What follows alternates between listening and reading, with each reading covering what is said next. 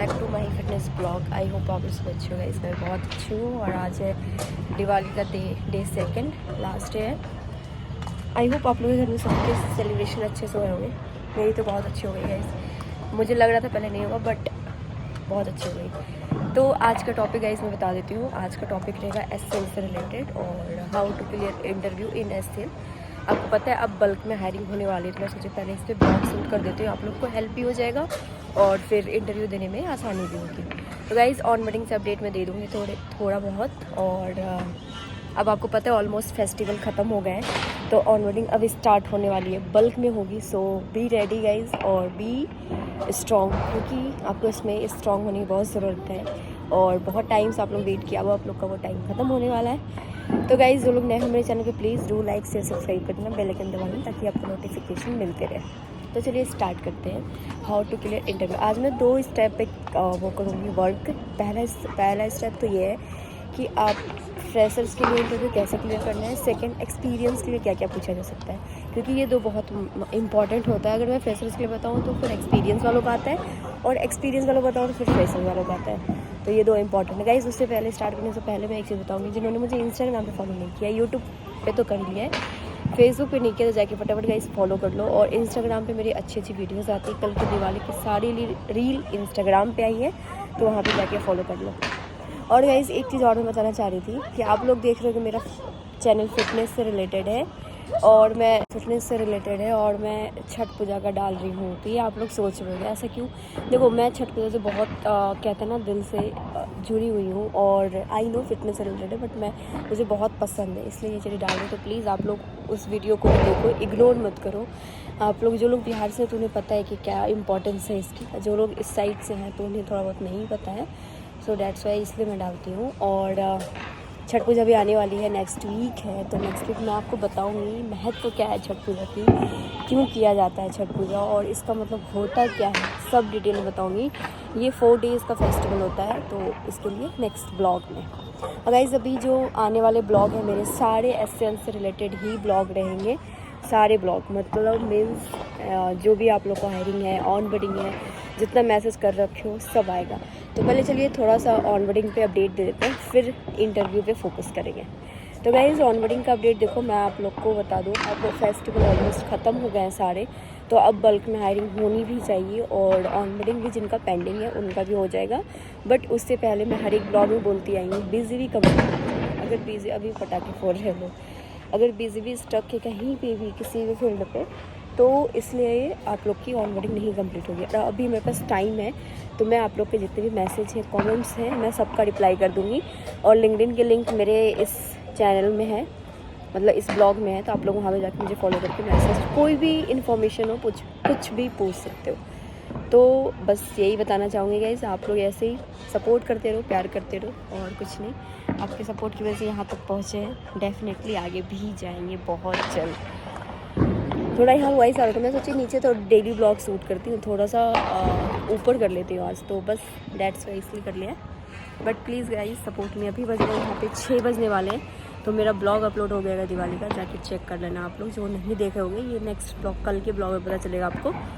तो guys support me. आप चलिए बात करते हैं इंटरव्यू पे, ज़्यादा लेंदी नहीं करेंगे ब्लॉग को। और तो गाइज़ पहले मैं ना 3 से 4 मिनट का ब्लॉग शूट करती थी, बट उसमें क्या है ना, मुझे वॉच टाइम वगैरह थोड़ा काउंट होने में कम होता था।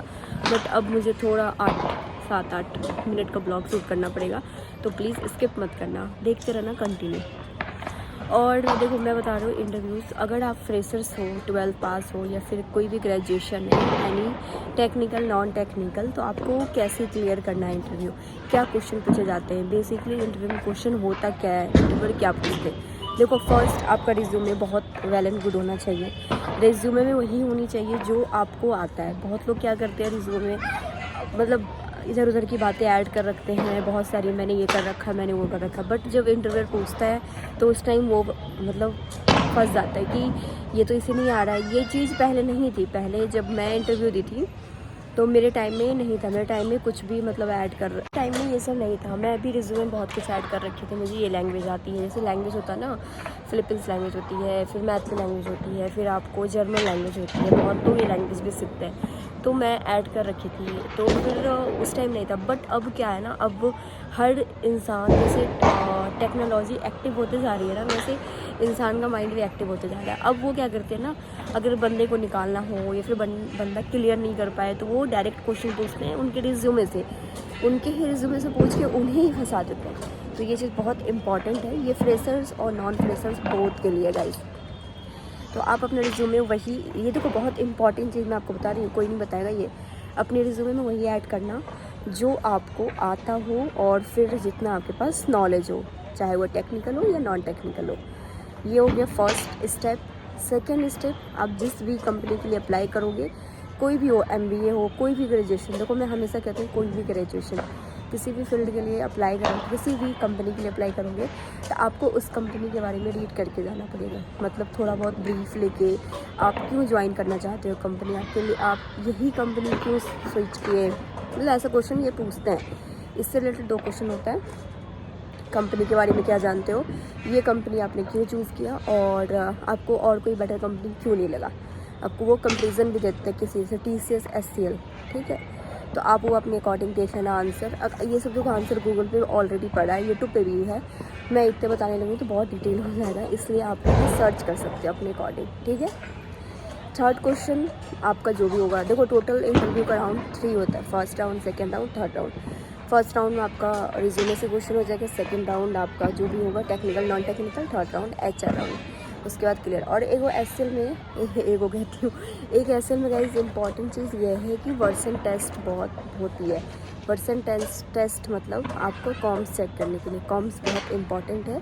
अगर कॉम्स थोड़ा सा भी है तो फिर देखो चल जाता है, बट इतना होना चाहिए कि आप बोल लो सामने, वो यही चेक करेंगे जब आपका इंटरव्यू लेंगे ना। फर्स्ट ये थिंग क्लियर करेंगे, सेकेंड और आपका वो कुछ भी पूछ सकते हैं कि अभी का बता दो, तुम अपने मतलब सिटी के बारे में बता दो, 4 लाइन बोल दो, ऐसा करके वो कुछ भी पूछ सकते हैं। ये चीज़ देखो फ्रेशर्स और एक्सपीरियंस से कम पूछते हैं, क्योंकि वो उनको ये चीज़ पता है कि ये बंदा काम करके आया है, 4 साल 5 साल 10 साल की एक्सपीरियंस है, तो ऑलमोस्ट इसकी कॉम्स स्ट्रॉन्ग होगी। जो फ्रेशर्स रहता है ना उससे प्रॉब्लम होता है, बट कहीं कहीं गाइस एक्सपीरियंस वाले को भी प्रॉब्लम हो जाती है, ये मैंने देखा है ऑलमोस्ट कभी कभी, बट मोस्टली नहीं होती है।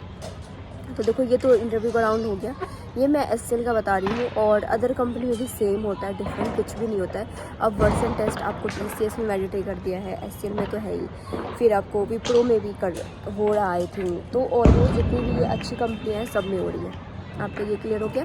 अब आते हैं हम एक्सपीरियंस वालों का। देखो एक्सपीरियंस वालों का रिज्यूमे में आप जो भी वर्क किए हो या फिर जो भी आपको टेक्निकल आता है, सब आपका प्रीवियस कंपनी के बारे में पूछा जाएगा। If you have to change your project या फिर आप कंपनी स्विच करते हो, आपको ये प्रीवियस से ही पूछा जाएगा। और फिर टोटल ओवरऑल आप क्यों स्विच किए कंपनी, आपको इतना आता था, जैसे आपको जिस प्रोफाइल के लिए आपने स्विच किया होगा उस प्रोफाइल से रिलेटेड ही आपसे पूछा जाएगा, उससे एक्स्ट्रा कुछ भी नहीं पूछते हैं ये लोग।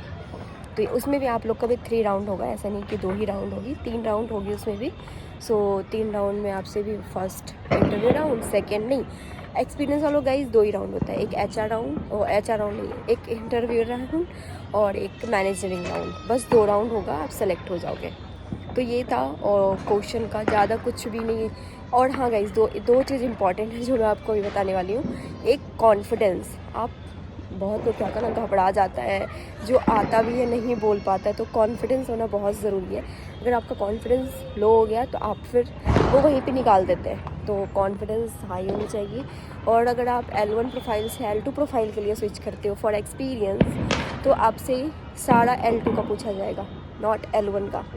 क्यों, आप प्रीवियस वर्क किए, ठीक है वो क्वेश्चन होगा, बट आपको रिमोटली सपोर्ट सारा पूछा जाएगा। तो ये चीज़ ध्यान रखें आप लोग अप्लाई करना या फिर जो भी स्विच करोगे। बाकी कोई खास नहीं पूछा जाता है, कुछ भी नहीं, कोई जनरल क्वेश्चन नहीं। बाकी स्विच करोगे तो ऑलमोस्ट सबका हो ही जाएगा गाइस।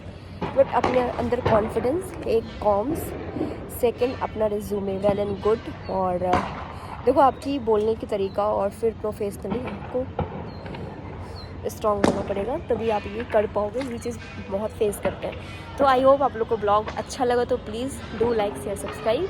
मिलते हैं नेक्स्ट ब्लॉग में नए अपडेट के साथ। Bye, take care.